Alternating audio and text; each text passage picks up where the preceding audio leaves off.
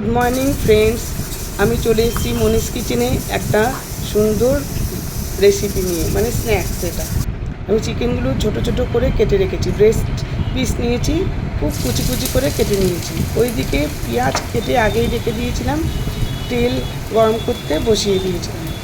পেঁয়াজটা এবারে তেলের মধ্যে একটু লাল করে ভাজবো, একটু নুন দিয়ে দিয়েছি, নুন দিলে তাড়াতাড়ি ভাজাটা হয়, লালটা পেঁয়াজের লালটা একটু তাড়াতাড়ি হয়।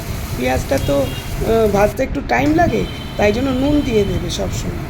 এবারে আমি আদা পেস্ট দিলাম, বেশ 1 চামচ ভর্তি করে, কারণ কি এটা অনেকটাই আছে তাই। আর এতে কিন্তু অবশ্যই রসুন দেবে না। আর দিয়ে দিলাম পিস। এবার এগুলোকে ভালো করে সটে করে নেব। সটে করে নিয়ে এরপরে আমি দিয়ে দেবো চিকেনটা, যে কুচি করে রাখা চিকেন, সেই চিকেনটা দিয়ে দিলাম। এবারে মশলার সঙ্গে চিকেনটা খুব ভালো করে মেশাবো, ওলট পালট করবো, বেশ একটু ভালো করে মিশিয়ে, যাতে পেঁয়াজটা ওর মধ্যে মানে ভালো মতো হয়। ভালো করে সর্ষে করে নিয়েছিলাম। আর এই দেখো কি সুন্দর হয়েছে আমার পুরটা। আমি আসলে বানাবো চিকেন প্যাটিস। এইবারে আমি ময়দা নিয়ে নিলাম, ওদিকে তো পুরটা রেডি করে রাখলাম। পুরে কিন্তু আর কোনো মশলা যাবে না, পুরটা তো রেডি করে রাখলাম।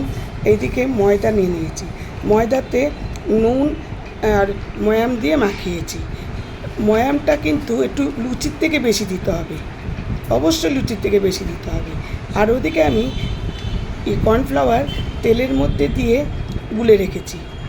দেখো একটা বড় রুটি বানিয়েছি, রুটি বানিয়ে তার মধ্যে ওই তেল আর কর্নফ্লাওয়ারটা মেশানো ছিল, ওটা পুরোটাই মাখিয়ে দিয়েছি, দিয়ে ওপরে ওই ময়দা ছিটিয়ে দিয়েছি। চারদিকটা কেটে রাখলাম, যেরকম করছি সেরকম, আমার কথাটাও ফলো করো। আমি ময়দা ছেটানোটা এখানে দেখাইনি, কিন্তু ময়দা ছিটিয়েছিলাম, ময়দা ছিটিয়েছি। এইবারে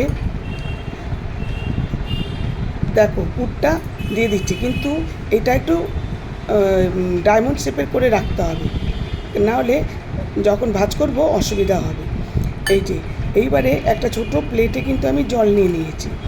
এবারে এটাকে পুরো উল্টে দেবো, কিন্তু তার আগে এই যে চারদিকটা জল দিয়ে দেবো। এই যে চারদিকটা জল দিয়ে দিলাম।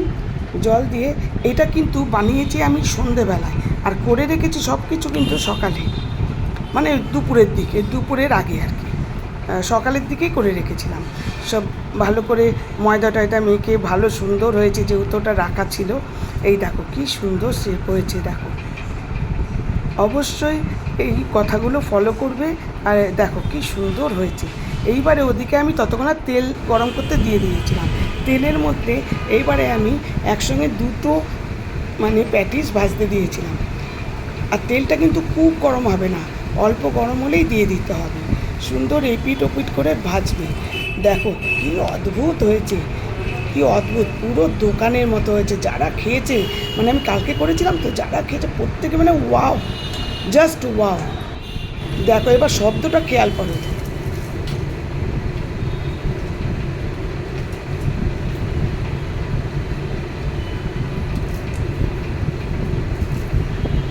ভালো করে খেয়াল করেছে শব্দটা কিরম মুচমুচে আওয়াজ হচ্ছে, পুরো ডান। আরেকটা কি করেছি, আমি আরেকটা এয়ার ফ্রায়ারে বসিয়েছিলাম, দেখো কি সুন্দর হয়েছে। থ্যাংক ইউ ফর ওয়াচিং, অবশ্যই আসছি আরেকটি ব্লগ নিয়ে।